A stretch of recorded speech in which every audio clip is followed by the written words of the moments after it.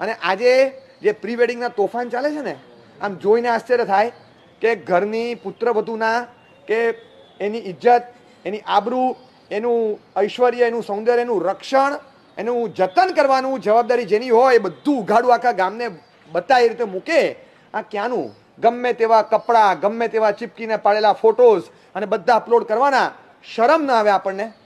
હું એમ કહું છું કે કદાચ અમને નહીં પણ આવા અત્યંત સંસ્કાર પ્રેમી કોઈક શ્રમણીને સાચા અર્થમાં શ્રદ્ધાંજલિ આપવી હોય ને, એમના જેવું સંયમ નથી લઈ શકવાના, એમની જેવી ક્રિયાઓ નથી કરી શકવાના, એમના જેવો ભાવ નથી લાવી શકવાના, એમને જેવી અડગતા, એમના જેવું સર્જન નથી કરી શકવાના, એમના જેવું કશું જ નહીં કરી શકો, એમના જેવું મૃત્યુ નહીં પામી શકો. પણ હું એમ કહું કે એમને જે ગમતું હતું ને એ જીવનમાં ઉતારો. તમારા ઘણાના જીવનમાં આવા પ્રસંગો આવવાના બાકી છે. મેક ઇટ શ્યોર કે આ તોફાન અમારા જીવનમાં નહીં આવે. નવી ક્રાંતિની જરૂર છે અને ક્રાંતિ યુવાનો જ લાવી શકશે. તમારા મા બાપ તમને પ્રોત્સાહન આપે કે હા કરવાનું. આ ક્યાંનો ન્યાય છે ને? કઈ સંસ્કારિતા ને ક્યાં છે? કઈ પદ્ધતિ ક્યાં? આજે જાહેરમાં કઈ એક સમય હતો કે નટનટીઓ ને હીરો હિરોઈન્સ આ બધું ગમે તે દ્રશ્યો ફિલ્મના ભજવે સ્ક્રીન પર અને બધા જુએ. હવે એમનું એ કલ્ચર ને એમનું એ લેવલ, આજે બધા જ એ લેવલ પર આવી ગયા છે. બધા જ શૂટ થાય એટલે સમજી લેવાનું કે આપણામાં હિરોઇઝમ ઊભું થઈ ગયું. અને એમાં શૂટ થાય ત્યારે બધું એક કે બે જણા હોય, 3 જણને કાફલાને લઈને ફરવાનું. અમે જોધપુર જઈ આવ્યા, અહીંયા જઈ આવ્યા, અમે આ સ્ટુડિયોમાં ભાવનગરમાં જઈ આવ્યા, પેલી જગ્યાએ જઈ આવ્યા, અહીંયા જઈ આવ્યા, ફરવાનું બધે. 3 દાડામાં 5 લાખનું પાણી કરવાનું એક 4 મિનિટની ક્લિપ ઉતારવા માટે. એ 4 મિનિટની ક્લિપમાં તમારા 25 વર્ષના સંસ્કારનું ધોવાણ થઈ જાય અને કેટલાયના મનમાં રહેલો પવિત્રતાનો વાયુ આખો ભૂસાઈ જાય. જે રંગોળી પૂરાયેલો એ સાફ થઈ જાય. અનેક લોકોને કેટલી લાઇક્સ મળી બરાબર છે, પણ શું તોફાનો સળગાવ્યા છે એ આપણને ખબર નથી. મર્યાદા જ નથી, મર્યાદા જ સાવ નામશેષ થઈ. હું ખાસ કહું કે આપણી પોતાની મૂળભૂત સંસ્કૃતિ આ છે, આપણા પોતાના મૂળ કલ્ચરમાં છે.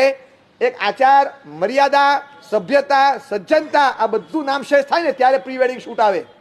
કદાચ આપણા પૂર્વજો, બાપુજી, દાદાજી બધા જ સંસ્કારી હતા. આપણે 100% નથી, જરાય નથી. જો આ ચાલતું હોય ને તો આપણે જરાય નથી. આપણે કહેવું પડે, સ્વીકારવું પડે કે અમારા સંસ્કારનું અધપતન થયું છે. આપણે જીવતા રહ્યા પણ સંસ્કારોના અંતિમ સંસ્કાર થઈ ગયા. આ તોફાન આપણે ત્યાં જરાય ન શોભે. એક એવા સંસ્કારદાતા માતા અમને મળેલા, અમારા જીવનમાં તો આમ રંગોળીઓ પૂરી દીધી, સંયમ સુધી અમને પહોંચાડ્યા. પણ આજે કહેવાનું મન થાય કે સમાજમાં આવા જ સંસ્કારી માતા પિતા મળ્યા પણ હોય, જો ક્યાંક એમનું ચાલતું હોય, ક્યાંક એ ચલાવતા હોય અને ક્યાંક એમનું ચાલવા દેતા હો અને ન ચાલતું હોય તો તમારું ચલાવો. એક આવા સંસ્કારદાતા માતાની સ્મૃતિમાં પણ ચલાવો કે આપણા પોતાના જીવનમાં સંસ્કારિતાની જ્યોત સળગવી જોઈએ અને ઝળહળતી રહેવી જોઈએ. આપણા જીવનમાં તોફાન નહીં આવે. So what? આનાથી કોઈ ફરક નથી પડતો, આનાથી કશું નથી થતું. આમ એમ કહેવાનું મન થાય કે લગ્ન પછીના અઠવાડિયામાં જે હોય લગ્ન પહેલાના મહિનામાં થાય. આવા તોફાન, અમર્યાદ તોફાન, ખુલ્લેઆમ તોફાન, સરિયામ બધા નિયમોનો ભંગ અને જાહેરાત સાથે કે અમે બધા નિયમોનો ભાંગીને ભૂક્કો કર્યો, આવી જાહેરાત સાથે. એટલે એક કલ્પનાતીત વાવાઝોડું છે જે આખું માળખું તોડી રહ્યું છે. અને એક જણ તોડે છે એની અસર ક્યાં થાય? સોશિયલ મીડિયા છે, શહેરોમાં થાય, સળગે ગામડાઓ પણ, કારણ કે મીડિયા તો બધે પહોંચ્યું છે હવે. અને એક જગ્યા તોફાન પ્રસર્યું છે. ત્યારે સંસ્કારને ટકાવવા છે ને, તમારી અંદર આવા નિર્વાણ પ્રભાશ્રીજી ઊભા કરો, તમારી અંદર આવા એક સંસ્કાર પ્રેમી માતા ઊભા કરો, તમારી અંદર એક સંસ્કાર પ્રેમી સૈનિકને ઊભો કરો. સ્વયં પોતાના સંસ્કારના રક્ષણહાર પહેરેગીર બનો કે મારા જીવનની સભ્યતા અને સંસ્કારિતા કોઈ કાળે નામશેષ નહીં થાય.